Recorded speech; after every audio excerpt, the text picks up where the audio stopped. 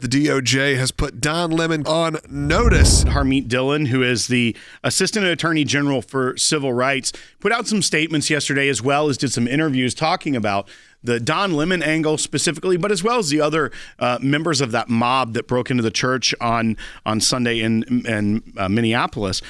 And what Harmeet Dhillon is saying is that a house of worship is not a public forum for your protest. It is a space protected from exactly such acts by federal, criminal, and civil laws. Nor does the First Amendment protect your pseudo-journalism of disrupting a prayer service. You are on notice. She later in an interview said that Don Lemon himself has come out and said he knew exactly what was going to happen inside that facility. He went into the facility and then he began, quote, committing journalism as if it's sort of a shield from being a part, an embedded part of a criminal conspiracy. I do think there is a broad protection for journalism, as there should be. But remember, in this moment, when you are disrupting a church service, what does that look like? Let's just take out the legal side of it and just say, how about just common human decency? Morality. If you're going to be acting like you're so much better than the other side on this issue, is disrupting a church service and traumatizing children really going to do you much good? Is that really what makes you feel good, makes you feel better, helps you sleep at night? He doesn't know the people that were sitting in those seats in that church. Guarantee he's never spoken to any of them except for maybe the pastor when he was interviewing him and saying they have the First Amendment right to assemble within your church. But here's what he had to say after the fact, after seeing the children terrorized and saying trauma and uncomfortable was the point. I think people who are, in the religious groups like that, it's not the type of Christianity that I practice, but I think that they're entitled, and that entitlement comes from a supremacy, a white supremacy.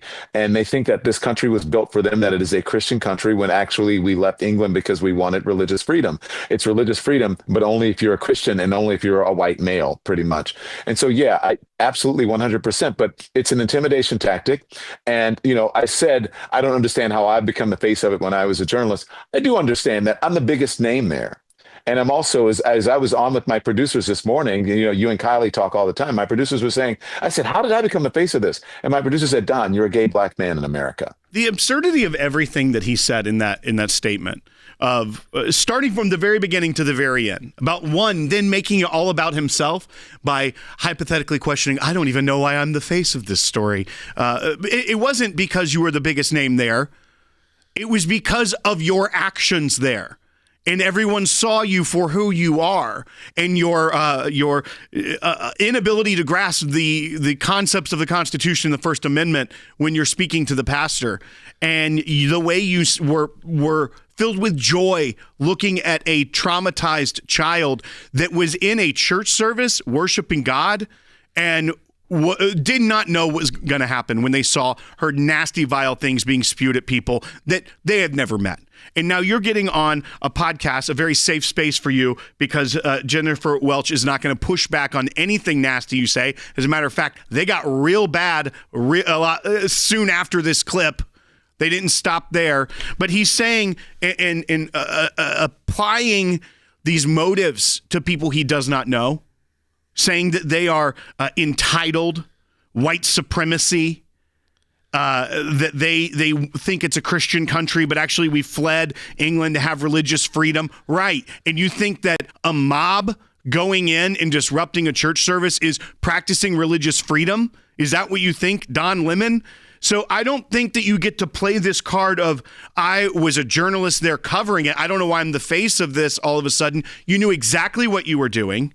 You knew exactly what they were doing ahead of time, during, and after. And then you couldn't help it. You still have to be the face of it by doing all these interviews. I had such a problem with the way that, I'm sure we have that bite, we can grab it, where Don Lemon, the way he spoke to the pastor and specifically said, well, don't you think they're just using their freedom of speech? It made me look at Don Lemon in a different way. I never loved the guy to begin with, but it made me go, oh, you are just a guy who is decent enough to read a teleprompter and to do this. You actually were not smart. You actually don't understand how this works. And we were interrupted by this group of protesters. Yeah. We asked them to leave, and they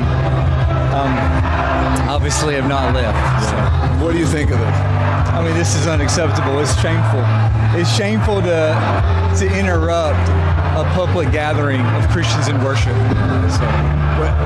But there were folks who will say, I have to take care of my flock. okay, but listen, we live there's a constitution in the First Amendment to freedom of speech and freedom to assemble and protest.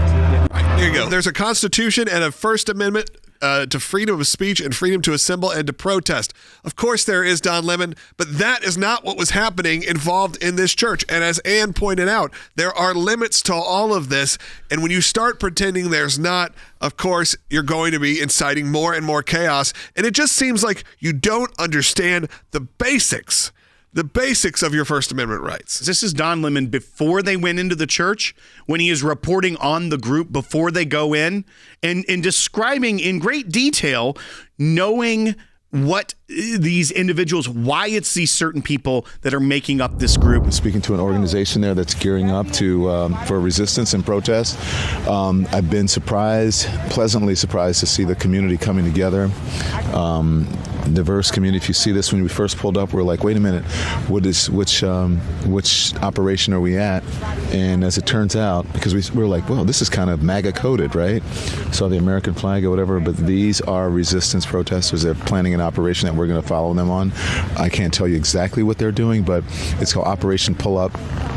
And it's Takima Armstrong, and she has been doing this since George Floyd, Dante Wright, and others, where they surprise people, catch them off guard, and hold them to account.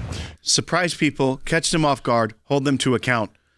MAGA coded because of their American flag. And there's one where he says, it's so important that we have white allies in there because, they're not going to expect it. They want to catch them off guard. It's disgusting. Yeah, and they don't know these people. Hold they that don't know church the people account in the church. for what? Right. It's that's what's so frustrating about it, and why it makes your blood boil, and why you have to keep reminding people of the truth. I'm not saying a journalist doesn't have the right to be there and to cover it. And I don't know where the line is in terms of this being a federal crime or not. But the idea of it being investigated doesn't surprise me, nor should it, based on the rhetoric that comes out of him. I think you can be an honest journalist and be there and ask those questions and have those discussion points. But if you're going out there not only with that, but with a real motive and looking like you, why are you leading it? He said, why did I become the poster boy? I become the most famous person there. Why are you going into this church in the first place, other than just, maybe you did want to just follow, but you didn't do that. So again, it gives Don Lemon some interesting coverage, because who was talking about him a few weeks ago? Nobody. I haven't heard the name Don Lemon in quite some time. So, of course, it gives him a pop. It makes it exciting because who's going to be going after him? President Trump, the administration, gives him a little bit more street cred in terms of his base. I'm not shocked by any of this.